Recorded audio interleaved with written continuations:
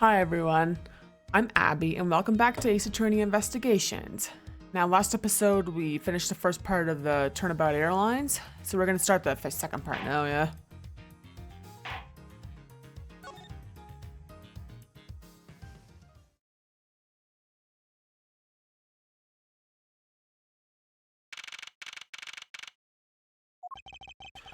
I know that once we had landed, I'm supposed to let the local police take over.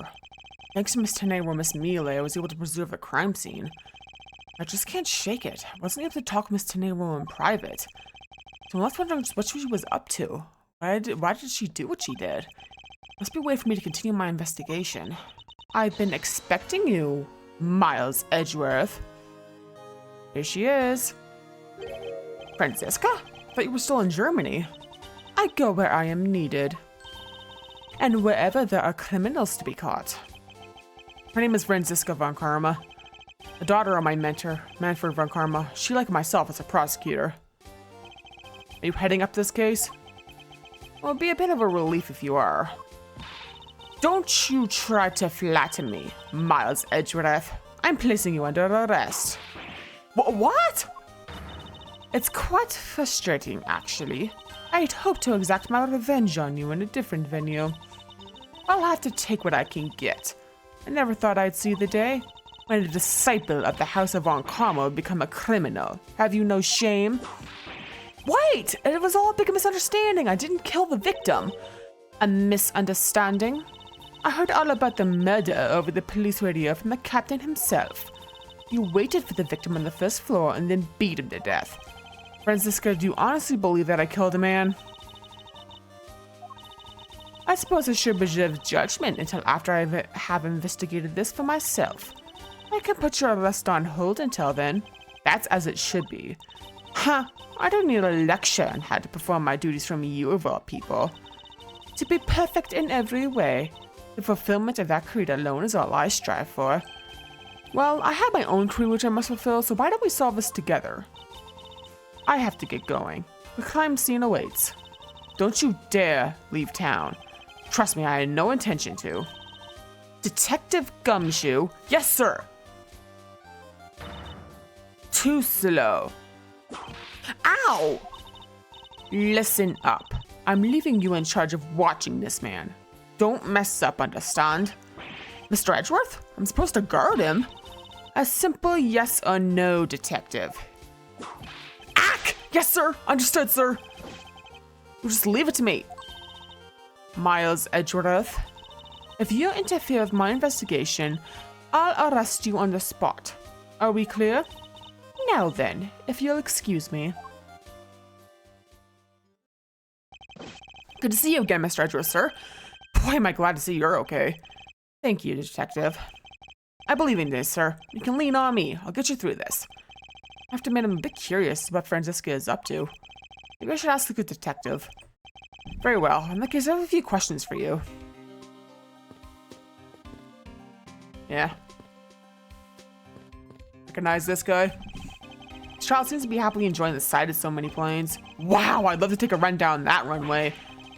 Oh, the youth of today. So much potential, yet so misguided. I don't like planes either. Like, I understand why they're cool to kids, but I hate going on planes. They're boring, they're long, they're uncomfortable, and it's nerve-wracking.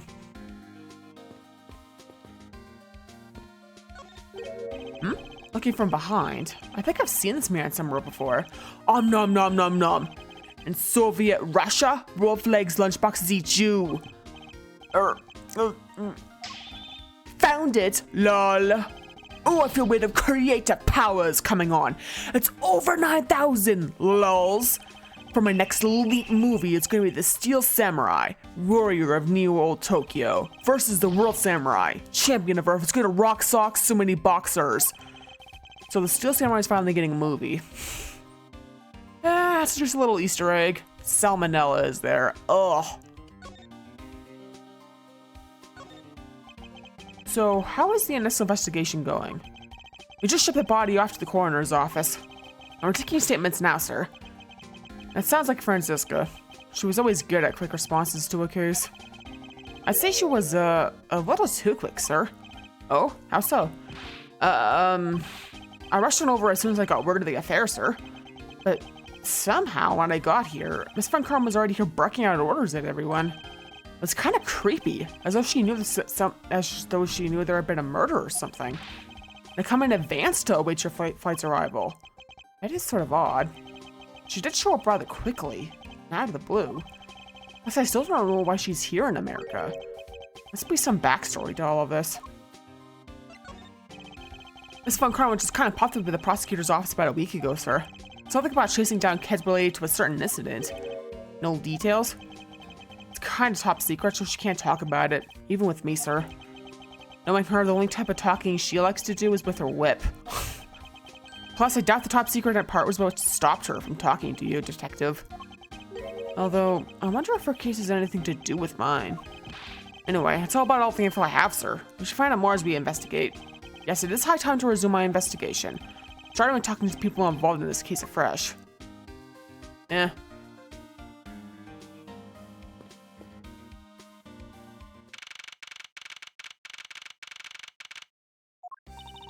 So you must be the captain. Why, yes I am. And who might you be? I am the protege prosecutor, Franziska von Karma, and I have a few questions for you. Don't you dare, Captain. Getting friendly with another woman? I'll never forgive you if you do. Oh, what are you talking about? I only have eyes for you, my dear Cammy. I wouldn't bet money on our dear Captain to be much of a reputable person. Sure you don't want to ask Captain some questions, sir? He was in the cockpit the entire time. I highly doubt he would know anything of use. Anyway, I like to leave the type of witness to Franziska and her whip.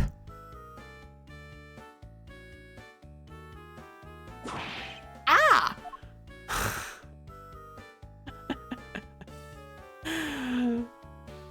Yeah, that's Franziska for you. Now see here! Ack! Sorry, I'm sorry! How long do you intend to hold me? It is impossible for me to be the criminal, I told you! Mr. LeBlanc? Oh, it is you. Tell this man to stop stopping me from going. Time is money. I don't even have 1 second of wasteful time to spend. Did you finish taking a statement yet? Yep, all done, sir. I do not concern if you're not done examining the cargo hold. I want my cargo back. If you make a single scratch on my art, you will pay. Art? What sort of art? Mr. LeBlanc is an art dealer, so he's got a bunch of artwork down in the cargo hold, sir. There's practically a mountain of them, large and small. From folk costumes to stone statues, still all kinds of arts. Folk costumes? Speaking of which, Mr. LeBlanc's hat. Kinda looks like that other piece of cloth. Eh.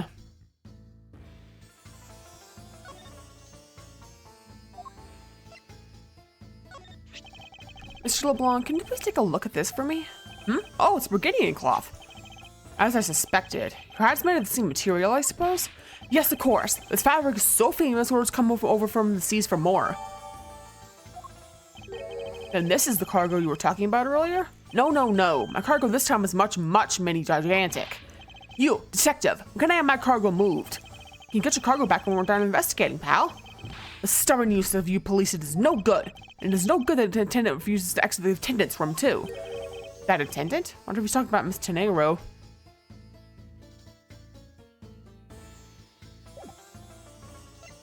What did you mean by that attendant, Mr. LeBlanc? She was taken into the attendant's room for her interview. And then they still have not come out. Make no sign of coming out either. I was finished my own interview much earlier. I'm quicker than her. Why is Mr. Nero's interview the only one that's taking up so much time? Miles Edgeworth. You were given free rein to examine the plane, weren't you? Yes, I was able to obtain the cooperation of the flight attendants. Speaking of attendants, I'd like to speak with Miss Tenero.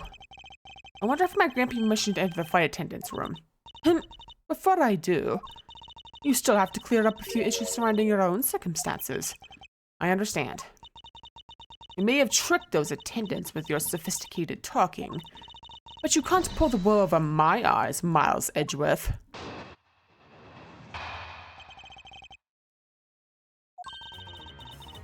Let's not complicate things and go with the most obvious conclusion. The scene of the crime was here, in the very lounge the body was discovered. From the time the victim was seen calling for an attendant until his body was found, The only person in this lounge the entire time was you, Miles Edgeworth. This unmistakably makes you the likeliest suspect. The likeliest suspect, St. Francisca? Do you have a problem with that? No, but it's not like you'd use such vague wording. Usually a bit more absolute. I'm simply trying to watch out for you. Or is my kindness too hard for you to comprehend? Thank you, but your leniency is unnecessary, for I will prove my innocence soon enough. If I want to continue my investigation, I'll have to break your line of logic. Fast.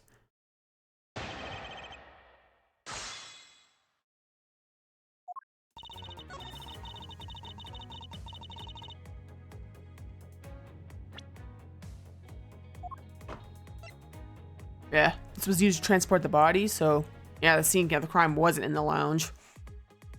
Figured that out last time, yeah.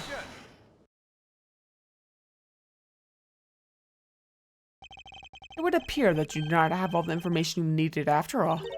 And what does that mean? I found a nice piece of evidence just before I was forced to stop investigating. A piece that proves the body was moved from a different location. The killer used the suitcase to move the victim's body, meaning that the real scene of the crime is not this lounge at all. Now who's the one rashly jumping to conclusions? Excuse me? All you did was find this piece of cloth inside the suitcase. It doesn't prove that the body was moved.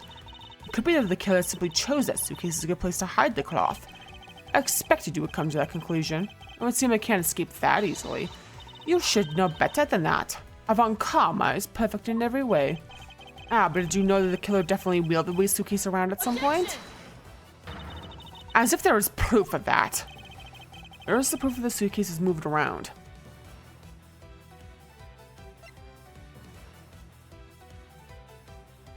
You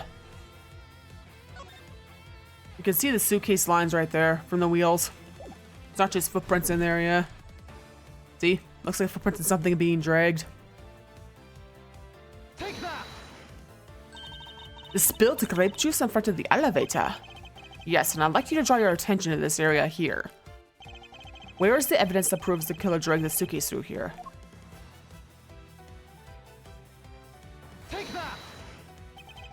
This mark here. Wouldn't you say that it looks suspiciously tracks from two wheels? I suppose. Further, there is also grape juice residue on the wheels of the suitcase. This means the suitcase containing the victim's body definitely passed through here. I suppose this means that the killer did move the victim's body from somewhere else. I'm glad you come to your senses. Not so fast. This still doesn't put you in the clear, not by a long shot. You prepared yourself and acquired the piggy bank from the plane before the plane hit that turbulence. And then you waited for the victim in the lounge where you beat him to death. Then, while you were in the elevator with the victim's body stuffed into the suitcase, the plane hit that patch of turbulence and out flew the body from within the suitcase. With no way out, you hastily put the suitcase back where you had taken it from, and pretended to be the discoverer of the body. Not a bad bit of logic for something you thought of on the fly. Just what are you insinuating? That I will show you exactly how flawed your logic is. No matter how strong of a face you put on, not even you can hide your fears from me. I'll expose the flaws in your logic in one fell swoop.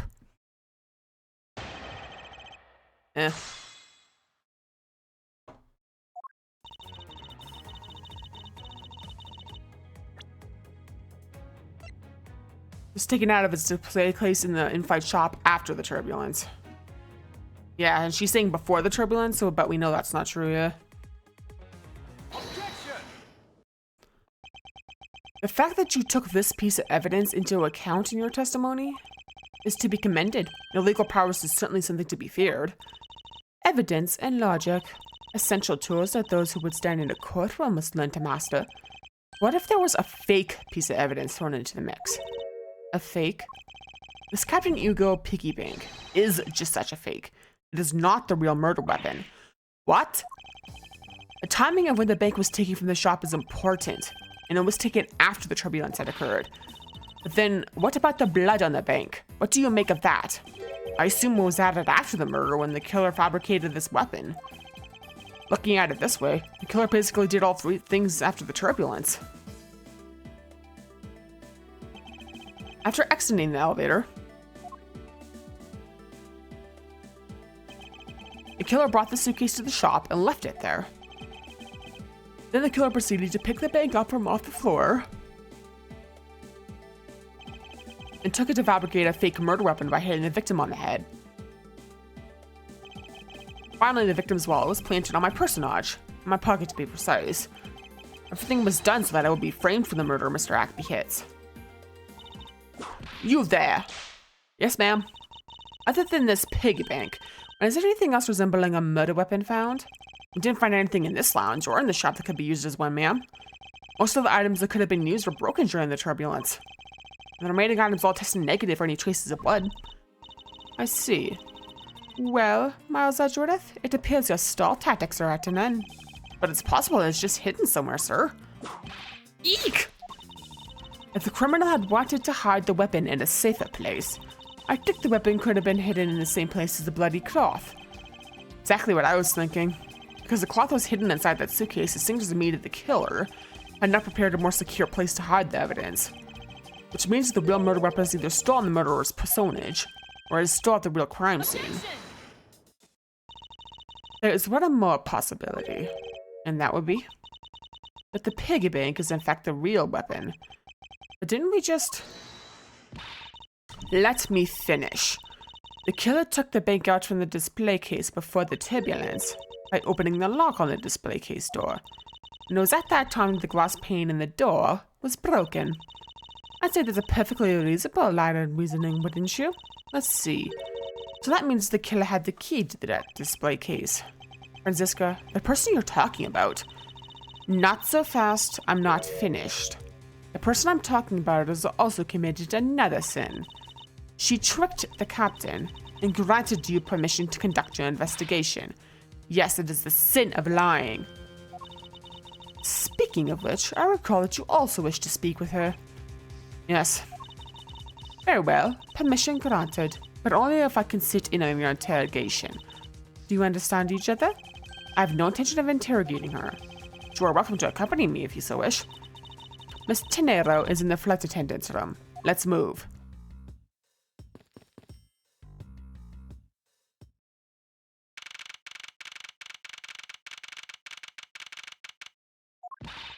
So you're the one that poked around inside this plane without the captain's permission. Deviating from the flight attendant's manual is very unbecoming, you know. What were you hoping to accomplish by doing that? Miss Tenero? Ah, Mr. Edgeworth, you were here too? Can you please help us and shed some light on why you did what you did? Alright.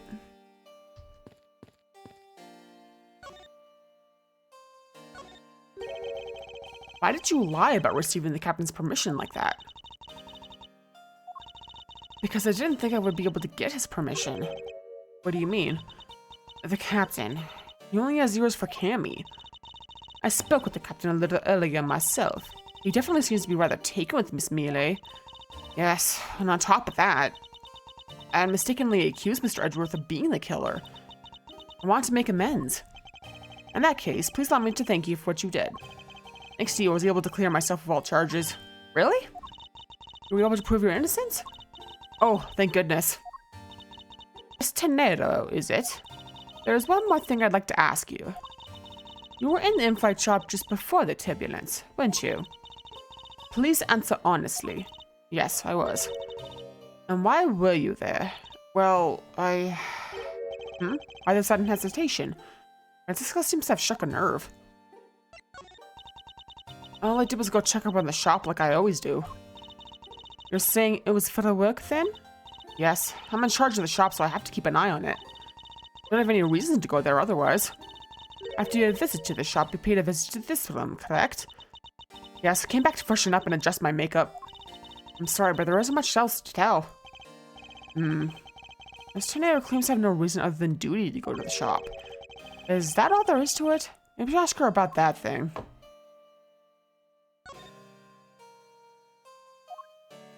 Yeah, it was designed by Miss Tenero, so maybe that has something to do with it.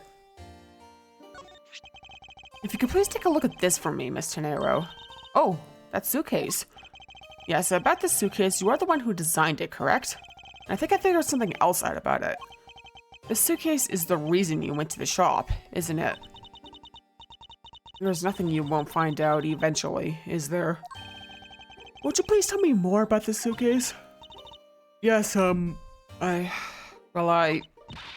was interested in seeing how the suitcases I had designed were selling. I know that as a service professional, I'm not supposed to care, but I really wanted to know. I was glad to see that it was the last one there. The last one there? So you're saying, Mr. Nero, the suitcase in question was the last one? Yes, they're just so popular they're practically flying off the shelves. That's not exactly the impression I got. Once in the shop is most definitely the last one. Well, we're currently looking at that suitcase. Really? And I guess we sold all of them. Thank you very much for taking the last one. I didn't say anything about buying it. And say you'll buy it. I'm sorry, I can't. But why? I think I'd go great with your collection, Mr. Edgeworth. It really suits you. I guarantee you personalized for service professional. Well, that is... How should I put this? It's hideous. What? Maybe that was a bit too direct. Moving on. My issue with the suitcase isn't the design, it's the number of them remaining. Remaining? There were 2 suitcases in the in-flight shop when I investigated it. 2? But that's impossible. I'm sure there was only 1. Looks like her story has generated quite the contradiction. When I left the shop, I'm positive there was only 1 suitcase left. Something is amiss here. What could be the meaning of this inconsistency? By the way, Mr. Nero, what is one of those suitcases doing here? I thought you said there was only 1 left. That one is, it's mine. I've used it for a long time now. She's used it for a long time. I think not. Mr. Nero, I'd appreciate it if you wouldn't lie to me. Excuse me? I don't believe for even 1 second that you've used this for a very long time. What proves that this hasn't been used for nearly as long, Mr. Nero says? Still has its price tag on it. It's an expensive suitcase, too. Tell me, Mr. Nero, is it also your habit to keep the price tag pristine on your suitcase? What is the meaning of this? Why would you lie about a suitcase? Despite having faith in her design sense, the sales numbers made her cry bitter tears. The truth is becoming increasingly clear to me. Mr. Nero, I think I understand. I know what you were trying to hide. Now then, this suitcase was originally in. Seeing as how the price tag is still on this suitcase, one can only assume it was out on the floor for sale in the shop. And the person who bought this suitcase was...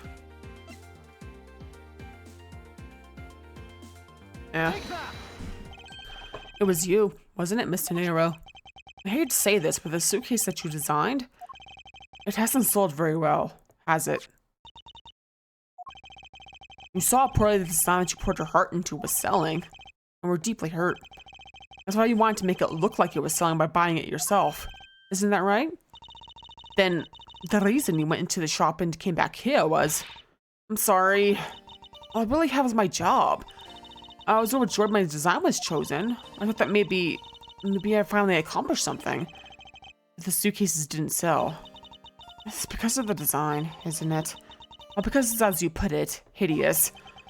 You can't say they chose a great place in which to sell them either. They weren't selling a single one, and they were just sitting there collecting dust. I felt so bad seeing them there, day in and day out. So I decided to buy one for every flight I worked. You buy one every single time you work a flight? I see. So in order to keep your resolution, you went and bought one today as well. Yes, and here's my receipt for that purchase. This receipt is clearly timestamped 5:40 a.m.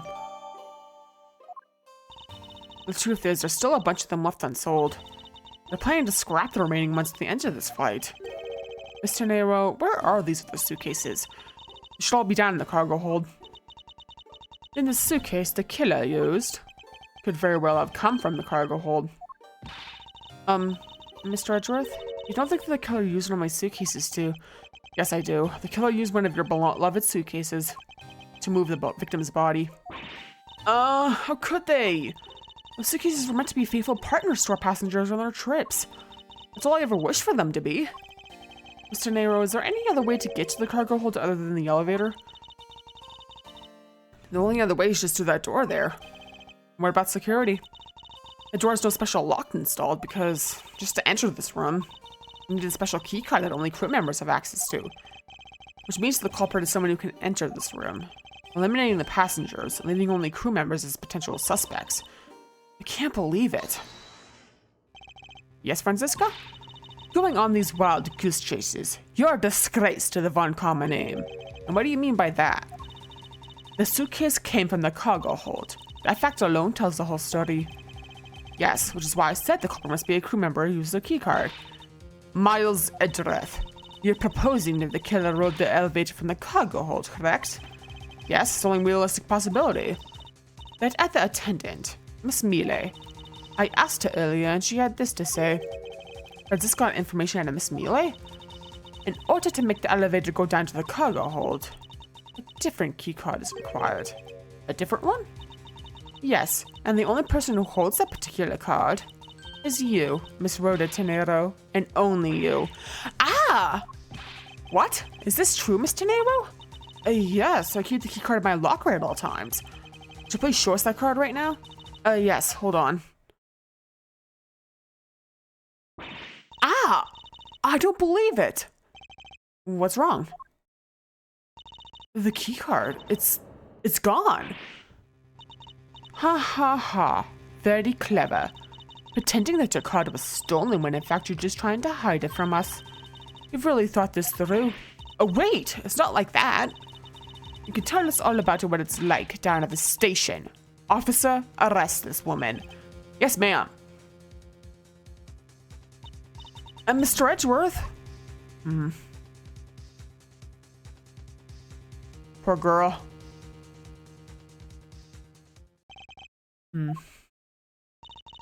What's wrong? There's disbelief written all over your face. Francisca, I know that you're the lead investigator on this case, however... Hold it. Don't even think about wasting any more of my time. You know the rules as well as I do. Evidence speaks louder than words. Even if this isn't a courtroom, the basic tenet still applies. I intend to investigate the cargo hold now. What will you do, Miles Edgeworth? I intend to do likewise. Yeah. Feel bad for Rhoda, don't you? Poor girl. Constantly embarrassing herself and getting that suitcase, it got chosen, but no one's buying it, and she's trying to make it seem like it's flying off the shelves, and yeah, I feel a bit sorry for her. But yeah, that was the end of this episode, so yeah, thanks for watching. Feel free to like and comment and subscribe, and check out my Twitch and Ko-Fi and Twitter/X. And next episode, we'll continue on with the investigation. Down in the cargo hold, they said. So yeah, look forward to that. Peace off.